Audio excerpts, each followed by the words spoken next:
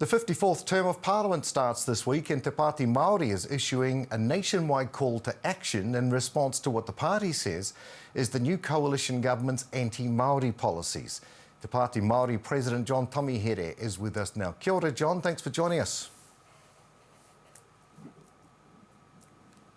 How's it going, brother? Can you hear me okay? Yeah, I can hear you. Can you hear me? Yeah, beautiful. We've got you now. That's cool. Nice to talk to you. You've obviously got some concerns. What specific policies are you most worried about?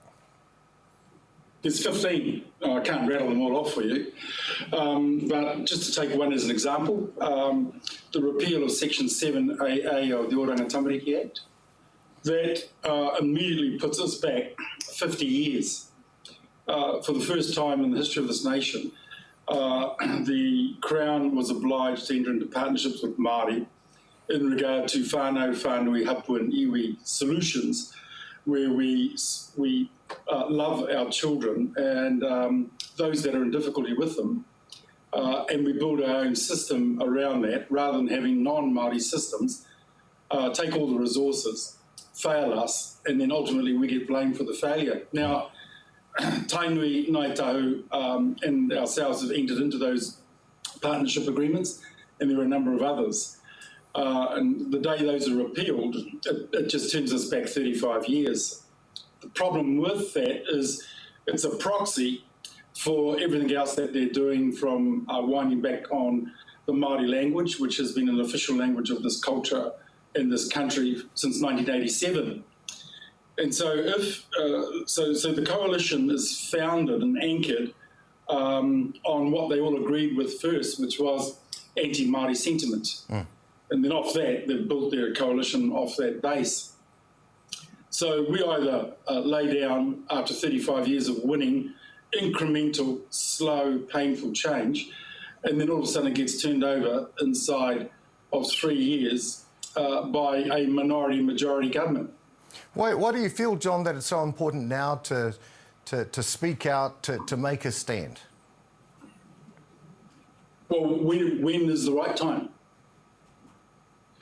So you have to start by initially understanding what our organisational infrastructure up and down the country is. And how you do that is just put a call out. Toitu Te Tiriti is our call out, that we're going to stand up for our Māori rights in our country, and we're going to do that. And we are really pleased that Te Pāti Māori has agreed to take this on. What specific action are you looking at? What have you got planned?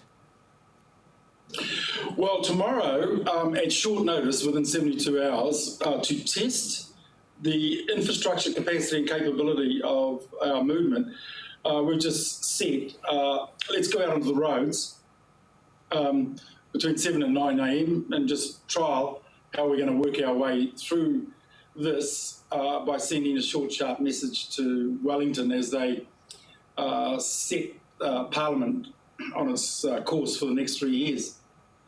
And so we'll just see what happens tomorrow. I don't have any feel for how good that turnout will be, but here's the beauty about it. It's not a march on Wellington.